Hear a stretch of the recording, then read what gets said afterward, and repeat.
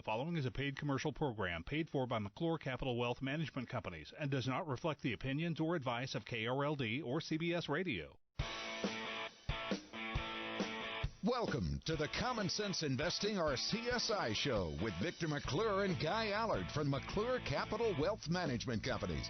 For the next hour, Victor and Guy will use their combined 60-plus years of experience to answer your financial questions with their own brand of plain-spoken language and hard-hitting style.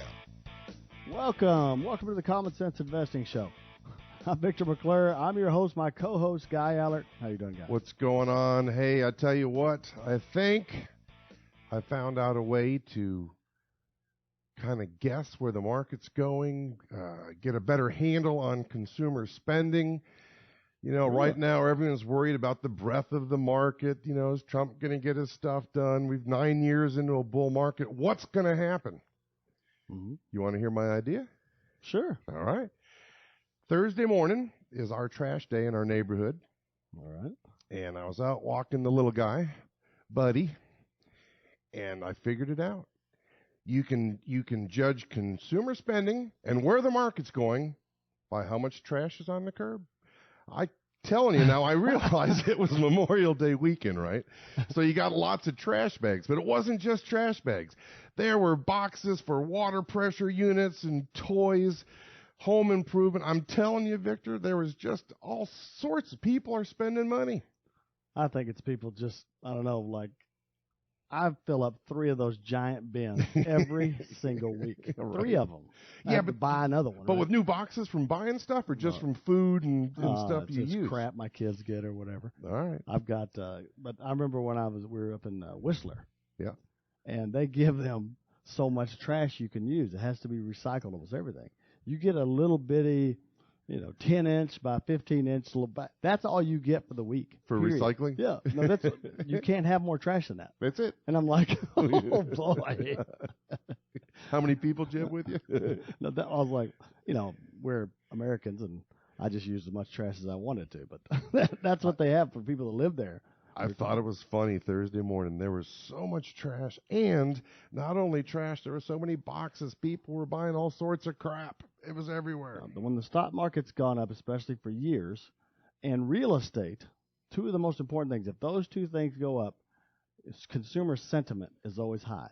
When consumer sentiment is high, people buy stuff, and which is what, 80, 90% of our economy is what we purchase. People buy more cars. We're going to buy new houses.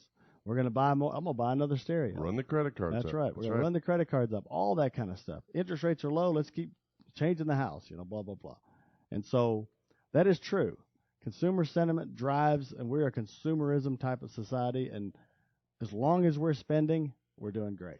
Isn't that part of the whole premise of the Federal Reserve? I mean, it's not about making more money and saving more money. It's about keeping the rates low so that you spend more money, right? Yeah, remember 1980, 81, or 79, when interest rates got so high, when you get 15% CDs, all that kind of thing. Yeah. And everybody tells me I'm waiting for that because I know it's going to happen. I'd like to. I know it's going to happen. The government will not let it happen ever, ever, ever again. Yeah. Because that economy took forever to get back going. They know it devastates it, and that's why the Fed is so active with policy now that they didn't used to be. They used to say it's a free market, let it run, because you need inflation, you need high interest rates to cool off an overheated economy. That's right. You need all of those things. Now they're saying, no, not so fast. Like I said, we'll probably never have more than about a 5% CD if it gets there. Look at Japan. Remember the deflation. In fact, they were worried about it here for a while there. 2006, I think, is the last time. 2007, they started creeping back up. Yeah. Fed beat them down another 15, 20 times, just like they do every time. If it gets a little bit like that, so trust me, they're not going to let it go to double digits. Everybody tells me, and another older gentleman told me, well, Victor, politely, I don't know what the hell I'm talking about. He goes, the government can't stop it. And I said, they can too. You keep the Fed funds rate, which would, banks borrow from the government, and then the banks borrow from each other. There's competition in a capitalistic society. So if there's competition, Wells Fargo's not going to charge 10% on a mortgage when Bank of America's charging 3%. Ain't going to happen. And so as long as those Fed funds rates stay low, all interest rates will. Now, they can drift, and they could go up beyond what the Fed fund, obviously, but it's not much. It's just a drift. Same thing with CD rates. You know, they're very competitive. Now, one bank may have more money loaned out and need some more deposits, so they may offer a smidgen higher, but it's not going to be way out of whack, and vice versa. If they don't have enough lent out, then they're going to have pretty low rates. You know, it's weird if you ever Or vice really versa. look at how banks work, you know. Yeah. Loaning out Isn't 10, that one of 20 your times axis what of they've got. evils? Yeah, it's one of my axis of evil, yes. Charge you for everything. Close down all branches so you can't talk to anybody either. Yeah. Oh, I know. They don't even want to staff their offices anymore. No, I know. For those of you new to the show, we've been on here for decades here in Dallas, but we're financial advisors. We've been doing this over 30 years each. We're licensed and credentials in all areas, stocks, bonds, you know, we do CDs, you know, you can do any of those kind of things. Managed accounts. All our managed accounts are at Fidelity. So we like Fidelity as housing accounts. I'm not overwhelmed with, you know, proprietary products or advisors at Fidelity. It's not saying they're all bad. It's just unless you've got about $4 million, you're stuck to the bullpen with the, you know, the Rookies. 25-year-olds. That's right. And they're learning on your money. That's right. And all they can do is when they're put in that mind vice by their sales manager. Yes, I said sales manager. That's the products you're going to get. When I was 25, I thought myself a pretty sharp guy, you know. But now that I'm closer to 55, I understand the limitations that I had back then that there's no way to at the time. And that's why somebody learning on your money doesn't. Now, if I'm also 25 or 30, we're kind of learning together. I still don't want that, but I'm just saying there's some appeal there maybe because that advisor could be with me for 40, 50 years. So that's kind of an appeal. I told him, I said, you know, I'm not exactly young, but I'm the perfect age for a surgeon or your financial advisor. You pick somebody 70 years old, 65 years old, he might, if he's a surgeon, might start hands get a little shaky. He might retire. No offense intended, anyone out there. No. All right. Find somebody that can still be with you 20 or 30 years. That's right. That's what you want. I've had people ask me when they come in, what happens if something happens to you? I'm 57, Victor, you're what, 53? Yep. So we've got a long way to go, but something could happen. And that's the nice thing in dealing with McClure Capital. If one of us goes, the other person is, it doesn't sound good, does it? The other person is there But also you have group Fidelity is there to back, you support know, you. if you're That's under right. managed account, you have Fidelity. If you're in an insurance product like annuity, you have those insurance companies and they have 100,000 advisors you could be transferred That's to. right. So that's never an issue. Plus, I'm never retiring. And so I don't believe in retirement unless I physically can't do it. I will never retire. You know, we're not exactly digging ditches here, so I think we can do this till we're 80. Easy. And the way my wife spends, I think I'll have to be at least 80, right? Sorry, honey, if you're listening. I'm just kidding. Ouch. That was just a joke. We're going to talk a little bit today about how do you choose a financial firm or financial advisor? You know, there's things some people say, I'm going to go to the biggest one. Some people say, well, I want to talk to the advisor himself and see if we get along. Other people say, well, I want to see what products they have, see who has the best return. Well, we've got a formula that you can take, anybody can take, anywhere. You use this formula, and if you can get through the formula, then you've got somebody to consider. And before we get into that, I would say, excuse the expression, that size doesn't always matter. You know, we've been around a long time. We've got a good deal of money under management. But, you know, a lot of times think about it in the terms of automobiles if you want. Ferraris, they don't make that many of them. They're expensive. They're handcrafted, fine-tuned machines. Just the roar of that Ferrari engine is exciting. That's what you want. And most all Ferraris that you buy go up in value. They don't go down in value. Then you've got GM. They cookie cutter. They make thousands upon thousands of cars for everybody. It goes through the assembly line. And a lot of times, as we talked about in the introduction, when you get with a larger firm and you maybe don't have quite enough money, you get that cookie cutter approach until you have enough and you get with a senior person. So here at McClure Capital, we're like the Ferrari manufacturers. We take great pride. We're skilled. We're very careful and make sure that there's a solution in place for what you're trying to accomplish. So what you're saying is we're Ferraris and other advisors are Kia Sorrentos? Everyone else is exactly is a Hyundai. Is that Okay. wrong? Oh, I'm sure that's absolutely correct. Well, We're going to get any calls on that? there's You said you wanted calls. there's 7 things. We're going to discuss them after the break, but there's 7 things that has to happen every time if you're considering a financial advisor, a firm, or anything else. If these 7 things don't happen, knock them out for consideration. Knock their product out. Whatever investment they're peddling or advice they're peddling, whatever. If it doesn't pass this test, these 7 things, make sure that you do it. We'll talk about it after the break. If you have any financial questions or you'd like to take advantage of our no-cost, no-obligation retirement analyzer. Or would like a Ferrari. Yep, a Ferrari test, right? Right. Don't hesitate to call our hotline at 972-715-2424. Again, 972-715-2424, or go to ilovemyretirement.com. Stay with us, folks. We got a break coming up. You're listening to the Common Sense Investing Show on News Radio 1080 KRLD. Welcome to the Common Sense Investing Show, where your investment strategy is always based on facts instead of some sales pitch. Here's Victor McClure and Guy Allard. Welcome back to the show. Okay, before the break, we're talking about the 7 things that will knock out any kind of investment advice you're getting, financial advice if they're trying to manage a whole portfolio or just a portion of your portfolio. Portion of your portfolio. You can use these 7 tips, and if they pass this test, then they're in for consideration. In other words, don't get me wrong, it's not just the Ferrari guys here at McClure Capital that pass this test. Others do too. Yeah, but you're going to have to get somebody decent. You just want to make sure they're doing everything correctly so that you're getting the right information. Right. Okay, the first one is costs. Your costs have to be fully explained. They can't be ridiculous.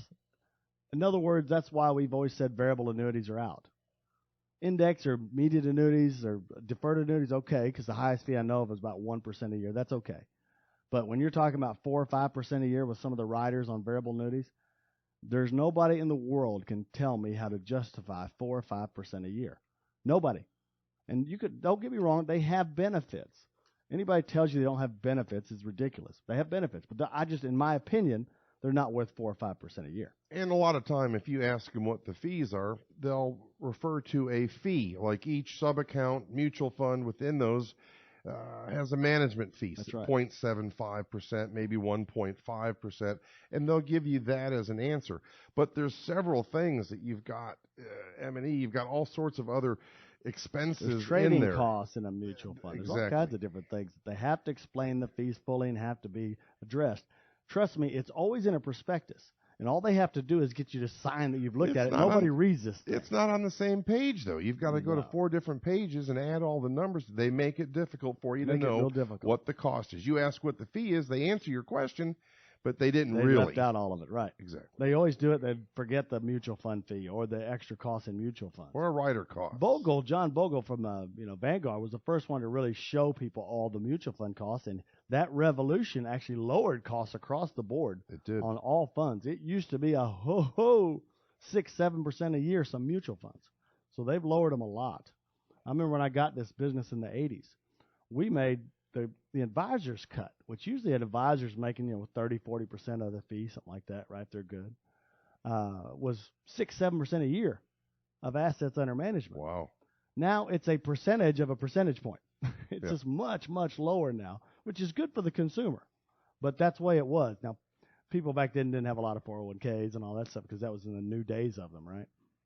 But costs are extremely important. If they're showing you a track record, it has to be a track record after fees, commissions, all that kind of stuff. The one thing that people don't understand is if you assume a return, let's say of 10%, and they don't show the fees, but you assume, okay, you had 2% fees, so I must have made 8 the whole time, right? Right. Wrong. If you have fees of 2 and you're making an average return of 10, it is not. You're not earning 8. All right? It's only on up years that works. If the market goes up 10 and you had 2% fees, you get 8. And the reason, and we've talked about it before, those fees, that 2% fee is, look at it like a withdrawal. Remember we talked about market compounded rate of return is 4%, but if you take 4% out, you lose half your money in 16 years. Right. It's the same thing. It really messes with the rate of return. I mean, the easy way to do it is just look at big numbers, make it ridiculous to blow it up. Right. But let's say I've got $100,000 and I lose 50%, and then I gain 50%. Well, the average of those 2 years is 0, plus 50, minus 50. Well, you didn't. You lost 25% because you'll have 75,000 on that 100. No matter if you put the negative at first or the negative year the second year, averages don't work. Also, when you put a fee in, it compounds it. It'll double the loss. If you did I think it was if you did a 20% and had a 2% fee, it actually doubles the loss from 4 to 8 when your average is showing nothing, like you got a 0. And again, think about it like withdrawals. If the market made 10 and you have 2% fee, you only saw 8. If the market lost 10, you lost 12 because there was a 2% fee. So it completely skews your rate of return. That's like right. Victor And if you said, lost almost 12, double. even if you make 10 the next year, which will be 8, it's 8% on 88% of the money because you lost 12 the year before. That's right. That's what people. It's so hard. I'm telling you right now, folks. We've been doing this 30 years each. Most advisors don't really understand how fees work. They can usually quote a fee because they've been asked enough, but they don't know the real effect of it, the negative compounding effect of a down year. It works great when the market's going up. Everybody's a genius. That's right. Everybody's Einstein when the market's going up. The market's going down, all they're doing is pointing fingers. The advisors say, look what we've done. Look at all the money we've made you. As soon as it goes down, woo, that market got you that time. They'll take no credit for the market down, but they're going to take all of it for it up. Well, same thing with customers. They do the same thing. Market goes up, well, I made some good decisions. Doesn't matter if they're managed or they manage themselves. If it goes down, well, that broker screwed me. If the market goes up 30% and they only made 15 because you had 50% of their monies in bonds, they're wondering why their whole portfolio didn't go up 30%. Well, my friend made 30, so Yeah. you must be screwed. Well, you only wanted 50% in stocks. Exposure. That's Well, right. go ahead and put me 100 now. Then it goes don't straight do that. down the next year. Isn't that right? Yeah, that's right. That's exactly what happens every time. As soon as that's called chasing returns. Yep. If you buy the top 10% of mutual funds or managed accounts, you'll own the bottom 10% within 5 years is kind of the rule. That's true. So don't always buy the hot deal. It's hard not to, though. Really hard, human nature not to. But fees, costs are very important. So the first one is costs. Don't pay too high.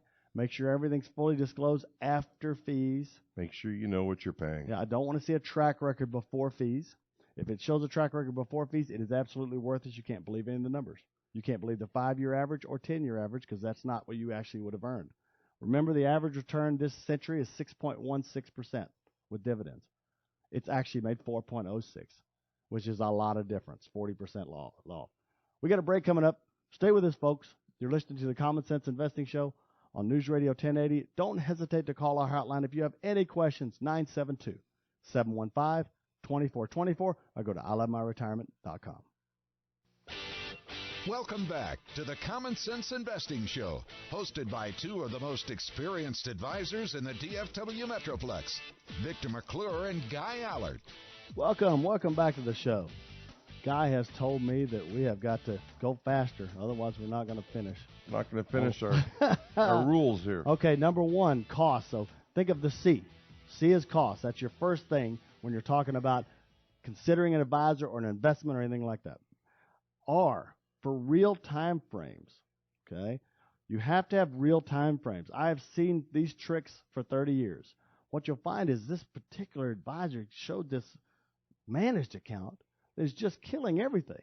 And you'll see it's from March 2009 to March of 2000. I'm like, what? We're in June. We're using March. Why? Yeah, why were they losing October? You can manipulate times or dates and get a hugely different return just by going, I'm going to go January 13th of every year or August 16th of every year. You can really manipulate returns. They've got to be calendar years. And I like rolling 10-year periods. Yes. And what that is that you take a 10-year snapshot and then you move it a year. And that's another 10-year. And you move it another year. And that's another. And you keep moving it one. And you have rolling 10 years. So over and 40 you years, you're going to have 40 rolling 10-year periods. Absolutely. So you got to have at least 10-year periods.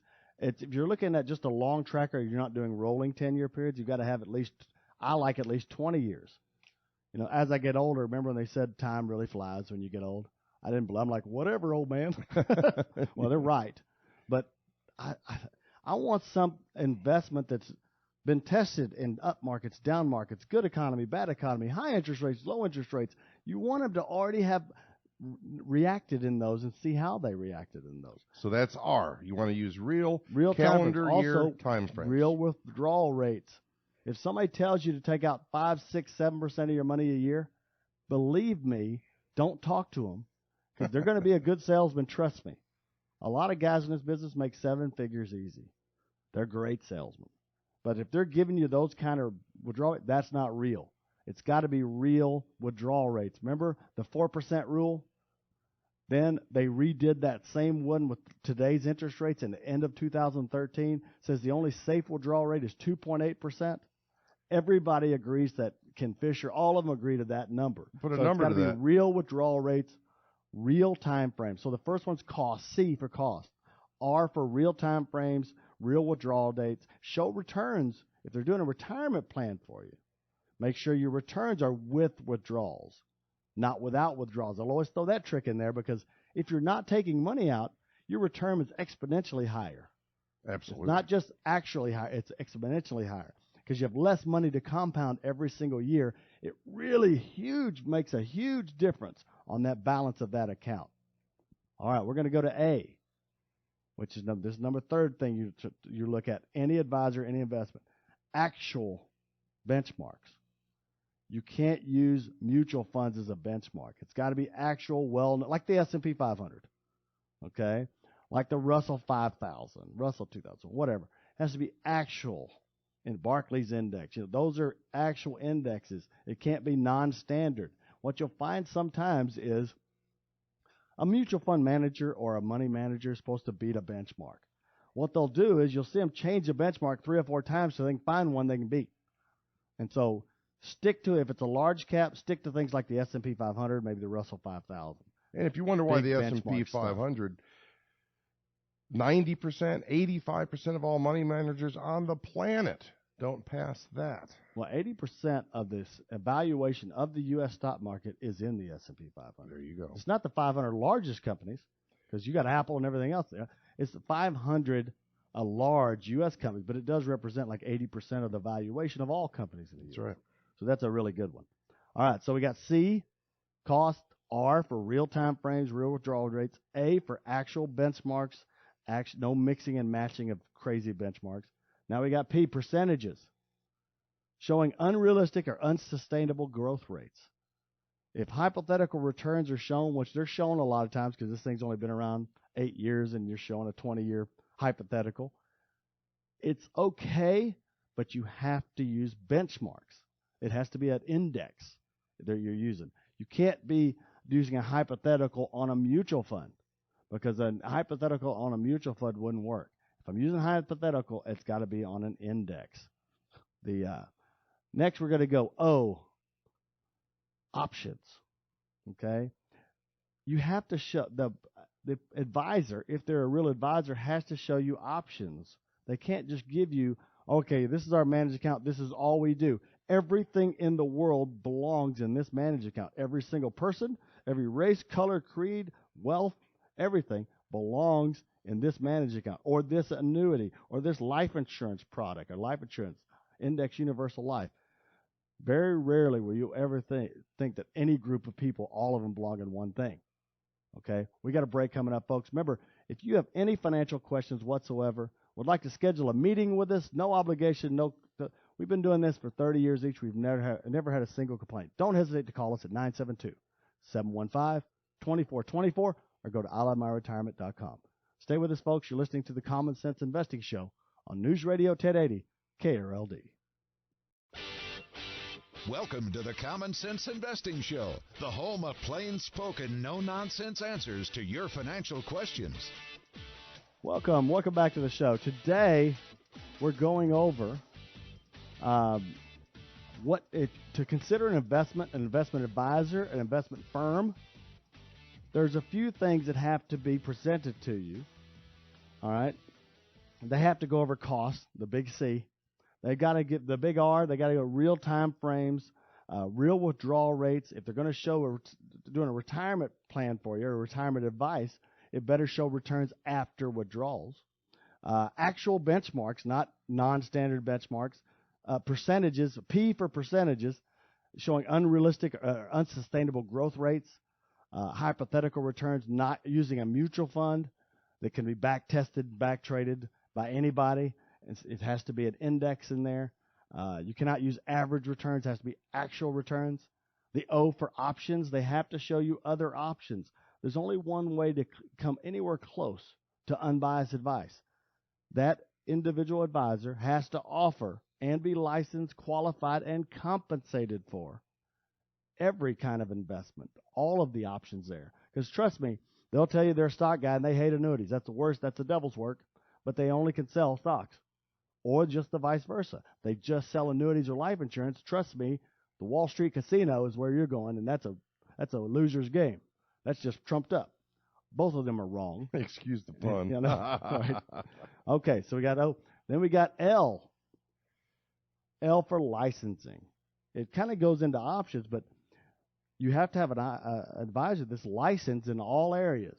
They got to be licensed to do stocks and bonds and mutual funds and managed accounts, stuff like that. They also got to be licensed to do insurance products, because I don't know anybody that doesn't have some kind of insurance.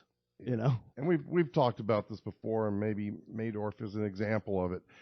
Being licensed isn't a guarantee that you've got the right person, but you've got to have a place to start. If they're not licensed, it's almost a guarantee that you could get in trouble quick. It's like minimum competency. Exactly. You know, if your doctor makes and it through medical school, it doesn't mean he's the accountability. best surgeon in the world. It's his minimum competency to be able to perform that job. Absolutely. And I think without all the licensing and the credentials that you don't have, you have exhibited minimum competency to manage my money. It's amazing when you don't need a degree. You need a voice. You can get out of this business at 18 years old and sell people all the mutual funds you want to sell. Yep. That's a little scary, but that's what it is. So what goes with licensing hand in hand is experience. That's the door opener. You get your foot in the door. Then you get someone that's got a lot of experience with those licenses, and they're well-rounded, and they've been through up markets and down markets.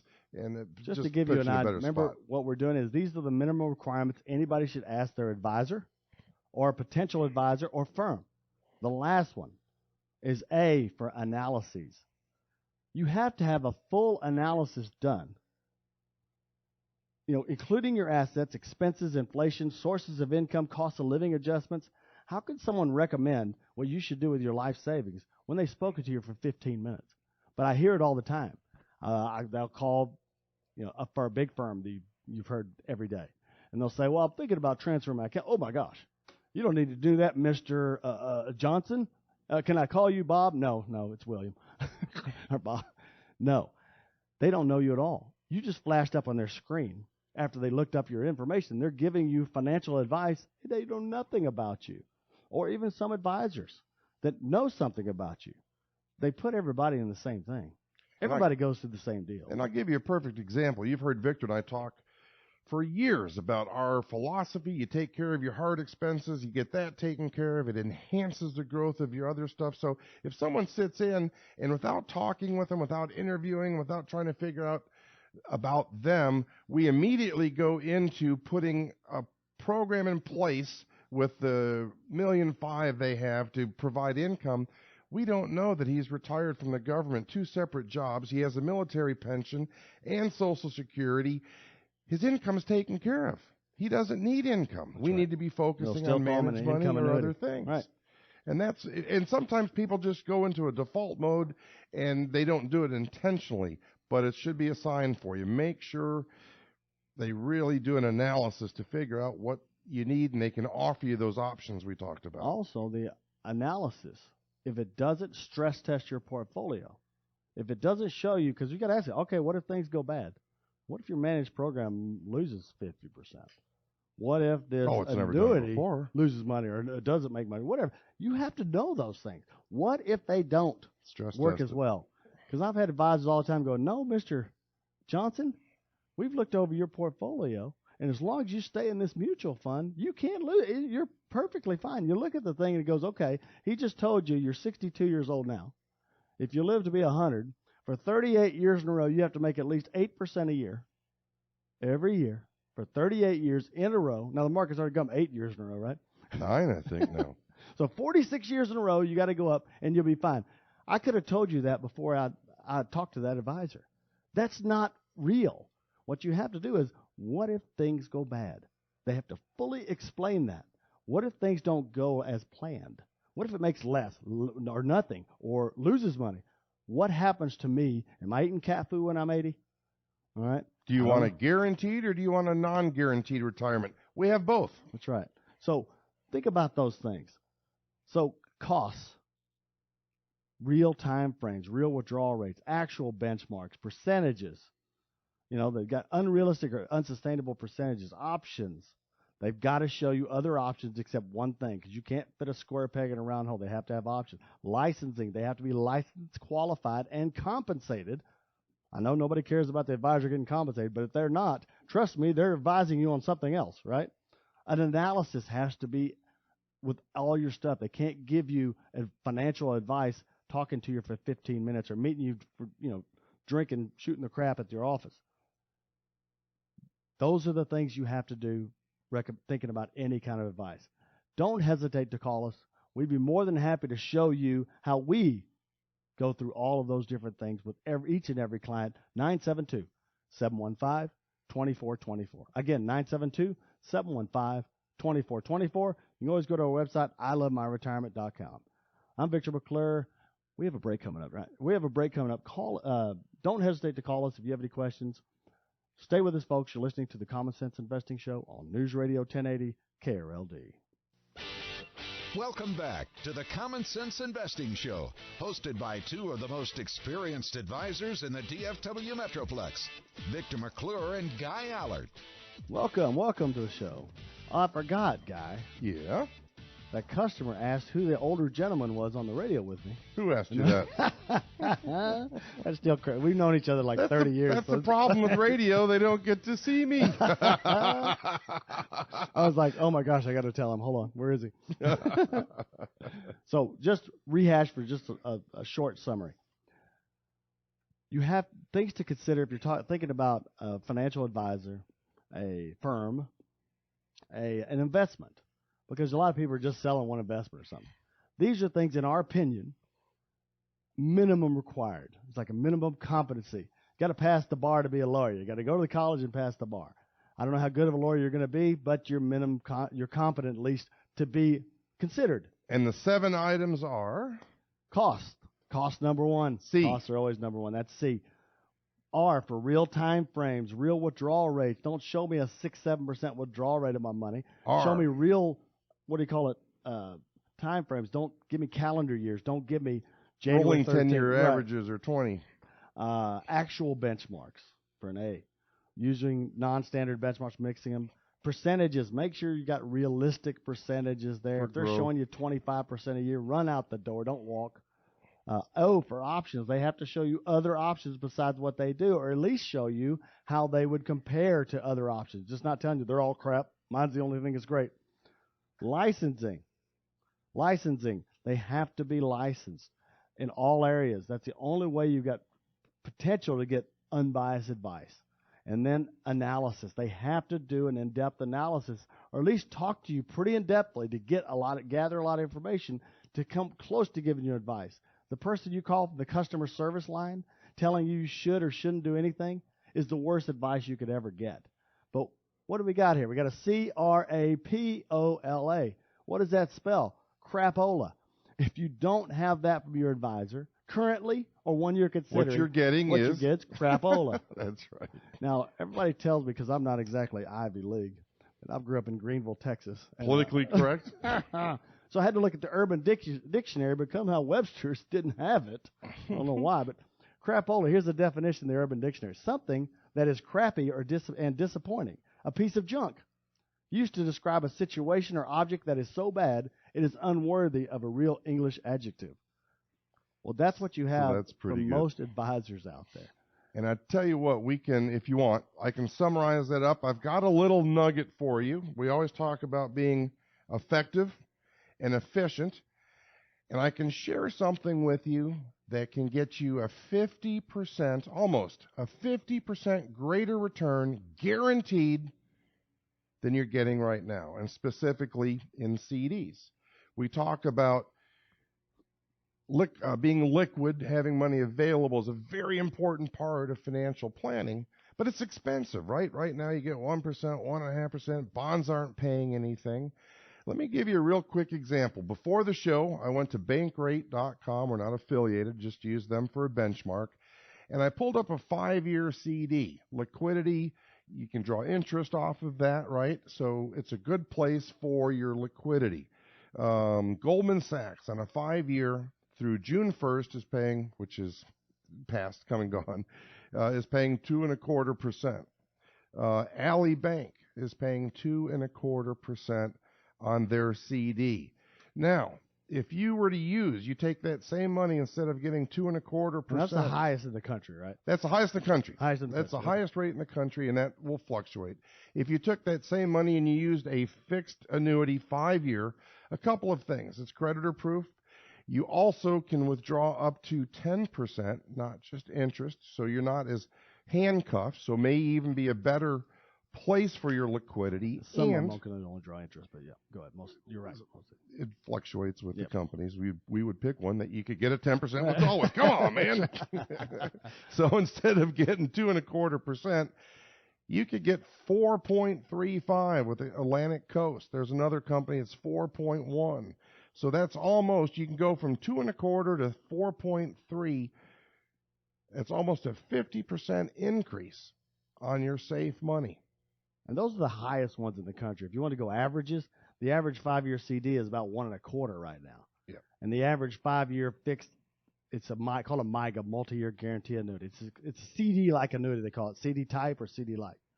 But you're getting, say, 2.8%, something like that, on average. It's still like, in that case, double the return instead of 50% return if you took averages. Now, in an effort for complete disclosure, if you want to get the one where you can get 10% penalty-free withdrawal after the first year, opposed to interest only in a CD, the CD was 3.25. The one with the 10% withdrawal is 2.25. The one with the 10% withdrawal is 3.25. So it's still 1%, almost 50% higher. But also think about this: on the CD, you get a tax bill every year. That's right. That's going to lower your return. If you don't pay tax to the end of the 5th year, it's deferred. The compounding on that extra interest, it's a lot better. So the return's not 50% better. It's probably about 75% better to 100% better when you figure in the taxation benefits. Just think about that. We're trying to be effective and efficient. You can get a 50% increase on your liquid money by placing it in the right spot. Right. And that's what you got. That's what you try to do with everything. We do retirement plans to say, all right, we could do dividend-paying stocks. This is how much it's going to take to produce this much income. You could do this other. Same thing. Well, that's our show, folks. I want to thank everybody for listening today. Remember, if you have any financial questions, you'd like to take advantage of our no-cost, no obligation retirement plan, retirement stress test, Social Security optimization, or just meet us and ask us some questions. Our numbers are 972-715-2424. Or go to ilovemyretirement.com. I'm Victor McClure for Guy Allert. We always appreciate your time. The preceding show is paid for by McClure Capital and is for informational purposes only and not a solicitation or representation of any particular investment, product, or service. Any views and opinions do not constitute financial, legal, or tax advice. Consult with your appropriate professionals before making any investment or savings decisions. Always consider your risk tolerance, time horizon, and objectives in making any financial decisions. There is never any guarantee of future success or performance. The preceding was a paid commercial program paid for by McClure Capital Wealth Management Companies and does not reflect the opinions or advice of KRLD or CBS Radio.